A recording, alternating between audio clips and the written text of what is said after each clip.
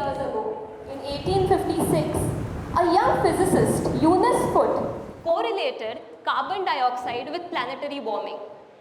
It was a pure physics quest, correlating cause with action. Over 2 centuries later, here we are, at the intersection of rapidly developing technology and environmental uncertainty. So what changed?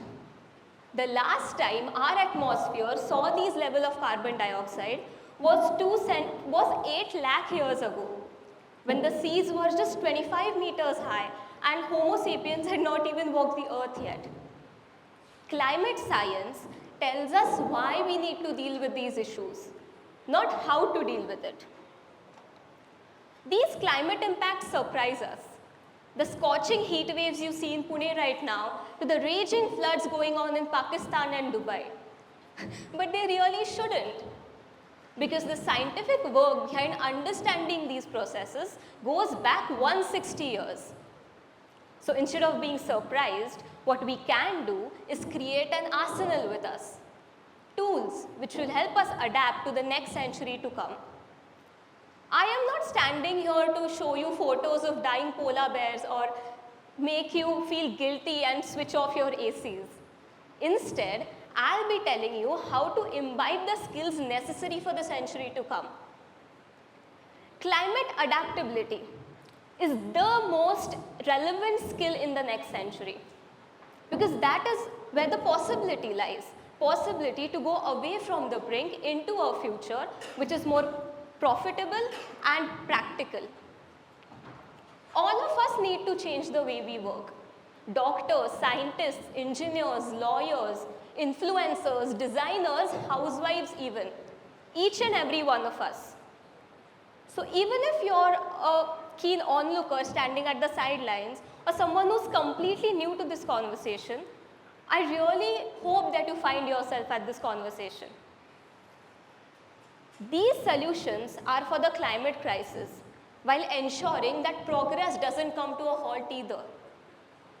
Because sitting in Pune right now, on layers of privileges I can't even begin to unpack, I can't get up here and say, okay, let's just go back to living in forests. That's not practical. There, I said it. But what I can say with 100% confidence is that we still have time to imbibe the skills which will make us thrive in the century to come. A century which is going to be shadowed by the climate crisis. With that being said, let's move on to the ideas which made me believe in our climate future. It's now cheaper to save the world than to destroy it. Yes. It is now cheaper to invest in climate solutions which save the world than paying for the damages caused by the environmental degradation. Tens of trillions of dollars cheaper, in fact. Because the shift is unmistakable. In the recent few years, United States has signed the world's largest climate bill. European Union has legally committed itself to the Green Deal, while major economies like India and China are setting sky-high net zero targets. But what does it mean for us? Only one thing. These global commitments are going to trickle down in our day-to-day lives. I can't give you one solution for this entire problem. But what I can give you is a framework of understanding these issues, of understanding the tools we have and how to leverage them best. You don't need to know the science to be able to use it to your advantage. Because if we wait for the time till we know everything, it'll be too late to do anything. While it is true that we aren't doing enough, I want to reshift the focus a bit here and point the camera to you all. What is in it for us?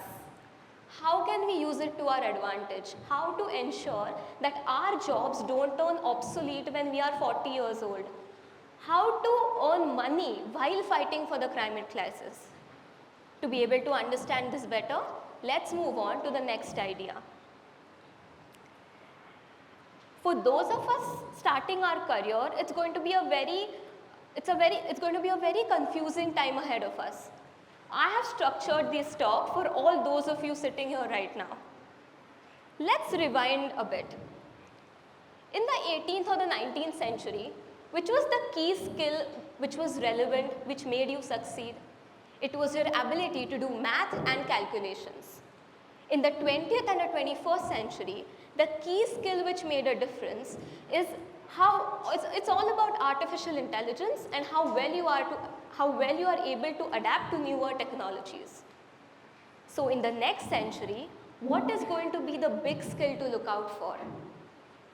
How well you adapt yourself and your businesses to a sustainable and a clean energy future. Going away from what we are talking, let's look at the skills which you can actually imbibe. Because none of us can insulate ourselves from the change which is going to come. The way we go to our climate goals is going to reshape our generation. It's going to dictate how businesses, law firms, governments, service lines, production engines, markets work. And rewiring these systems is going to make fundamental changes to everything we know. How we travel, what we eat, what we do, in short, how we exist. While we move away from fossil fuels, those impacted are not only going to be the companies who extract the carbon from the earth. Entire sectors of global economy who are indirectly or directly related to fossil fuels are going to have to go a fundamental shift. And for all those of us starting our careers just now, it is a shift which no one is preparing us for. So what to do? There are two options. First, look for the spaces where the change is the minimum, the low impact industries as they call. And the second option, which is the best one, learn the language of net zero. Learn what it means to be net zero. Learn what it means for companies to be net zero. Learn the softwares, the computing models, the mathematical models, the compliance systems, the auditing systems, which the world will need once we decide to be net zero. That's where you will find your positions and opportunities. But that is on an individual basis. What about startups? Or what about businesses which are already there? How can you climate-proof your business? It's not that we should stop doing what we do, like traveling, making cement, pumping water, growing crops. These are the hard-to-abate factors. We need to change the way we do things. Bill Gates has put it very brilliantly in his book, How to Avoid a Climate Disaster. He says, it all starts with innovation. And by innovation, I don't mean just innovation about newer gadgets or technologies. By innovation, I mean rethinking. Rethinking business systems, rethinking production lines, service industries, rethinking markets, policies. But wait, we have seen this before. Humanity has gone through three major energy transitions. One from wood to coal, which led to the first industrial revolution, from coal to oil, which led to the second industrial revolution, and now from oil to clean energy. Each transition has brought with it a transformation in industries. It has wiped out the jobs which were there before, and it has brought in a wave of new skills which they want people to imbibe. And this transition, the one from oil to clean energy, is not going to be any different.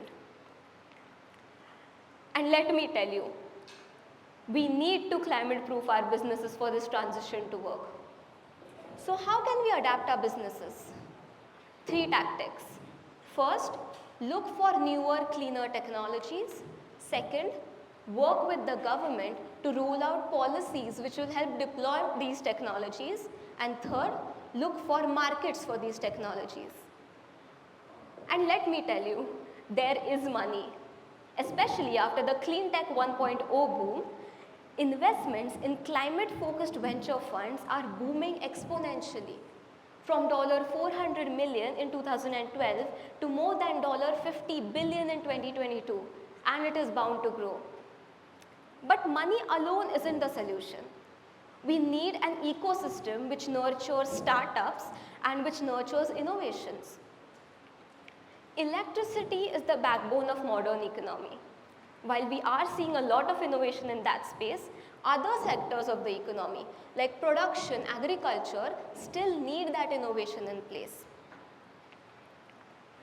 It's no longer climate versus capitalism. Corporations are increasingly beginning to understand that climate crisis is something capitalism can help solve instead of worsen. For this, let's take a very interesting example. Can you guess which is the most sustainable company of today? No, it's not a company which manufactures electric vehicles or solar panels. In fact, it's a company which manufactures toilet cleaners, mayonnaise and deodorants. The most sustainable company of today is Unilever. Unilever was ranked first in the sustainability ranking by Globescan for many years now. And understanding Unilever's journey is key to knowing how corporations can be a part of climate solutions. So how did they do it? In a world where products differ only by packaging or marketing, Unilever made doing good their USP. They ingrained corporate social responsibility at the core of their business model. But does this mean they are in losses? Absolutely not. In fact, quite the opposite. After cutting down their emissions by 50%, more than 50%, Unilever has seen a record market capitalization record of 30% increase. That's huge. From talking about mayonnaise, let's talk about consumption now. Our appetite of consumption, whether it's physical, tangible products or digital content, has grown exponentially. It's grown by hundreds in the last few decades. But with consumption comes responsibility. As consumers, we have the power in our hands to transform industries, to impact the environment, and to determine the direction of technological change. So how can we make mindful choices in an era of overwhelming consumption? I'll tell you how. The phrase "making world a better place" is very frequent to find in investment brochures. But greenwashing is rampant in the corporate world, more than you feel so. And by greenwashing, I don't mean using eco-friendly logos or buzzwords. It goes much, much deeper than that.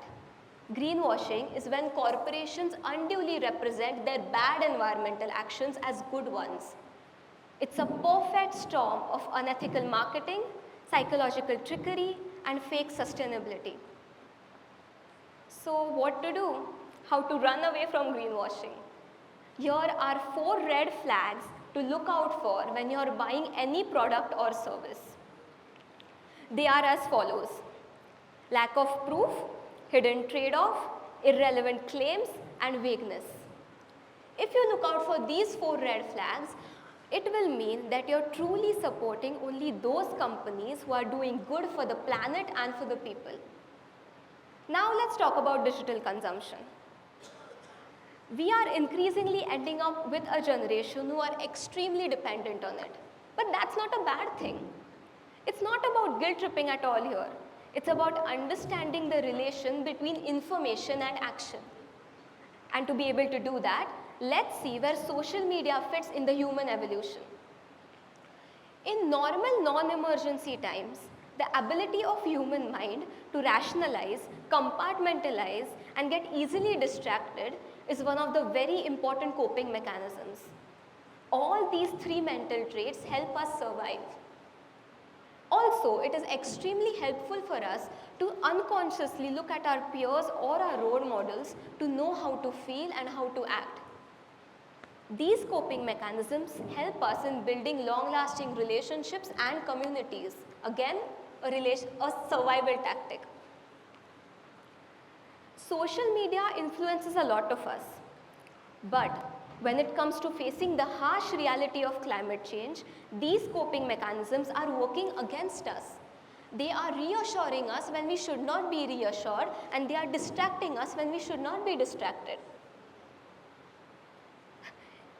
It holds immense power in its hands, yes, And I know that absorption of huge amount of information about climate disasters or stories of losses due to climate which are going on around the world can take a toll on your mental health.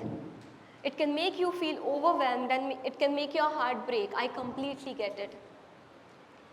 Last year when I was in Lebanon for the climate justice camp, I was surrounded by activists from over 140 countries.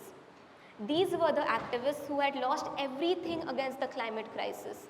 Their land, their crops, their parents in climate migration, my friends from the Caribbean who were seeing their favorite spaces drown due to the sea level rise, who had lost their mothers in water wars. That got me thinking, can we really do this? Climate movement can be extremely overwhelming at times. When you're surrounded by these stories of losses, it can make your heart ache. That's when I understood. Climate change has inescapable psychological and spiritual dimensions. But that's when the power of community comes in. One of my favorite words ever is kapwa, K-A-P-W-A. So it's a Tagalog term told to me by my Filipino friend Banoy. It's a very dense term, it has a very complex meaning, but at its core, it means I am because you are. I am because of this community, and this community is what keeps me going. Kapwa was the spirit behind the Filipino Revolution of Freedom, and this is exactly what we need for the climate revolution too. Because we need that balance, we need the meeting of the heart and the mind. Because that is where scientific analysis and rigor meets imagination, creativity and empathy. That is what allows us to sustain bold, world-breaking ideas while still being rooted to actions which are necessary and practical. Now we come to the most relevant part of today. Why do we need good lawyers and policymakers? We all know about Tesla, but Van Gang's story is largely unknown. Van Gang, who is an ex-minister of science and technology in China, with his strong policies showed us that we can incentivize the creation of hundreds of companies to manufacture electric vehicles, which led to the sale of electric vehicles increasing by 6 million per year. It made even legacy companies switch sides. So how did he do it? Van showed us the power of strong policies can cause technological disruptions, not just in the nation but globally.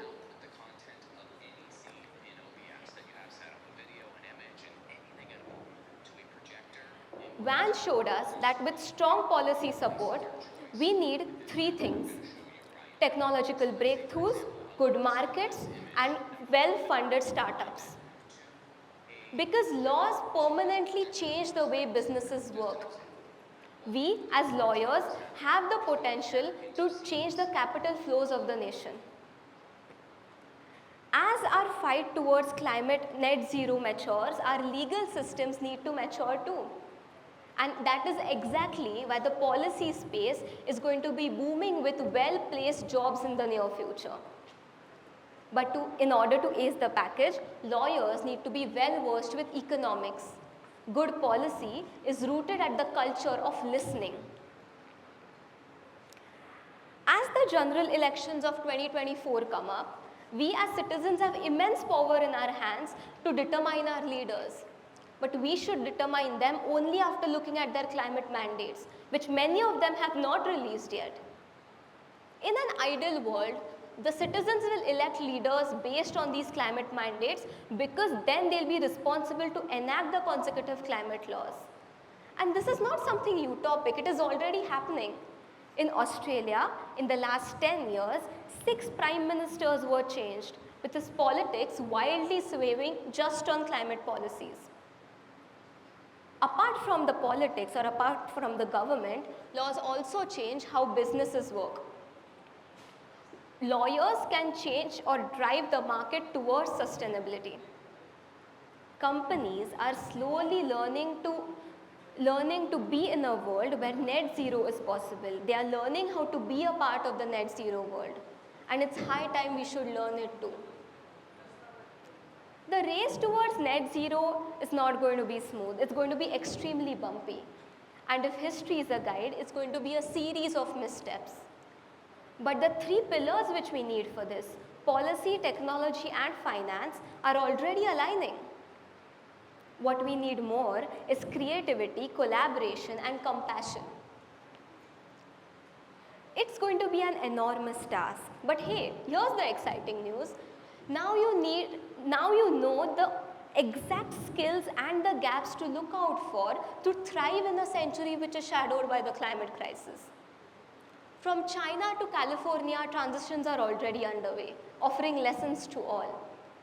But what works in one place might not work in the other. But every nation has solutions waiting to be found out. For example, what may work for solar panels in China might not work in India, but might work in Taiwan. Or what works for electric vehicles in United States might not work in Ethiopia, but might work in Russia. The possibilities are endless. I hope that I provided you enough guidelines and enough ideas today to be able to think about the next few decades of your life and to make them the most successful ones while ensuring that we still get to net zero. I want to leave you all today with one sentence. The size of our future risks will depend on how prepared we are today. So start now. Thank you.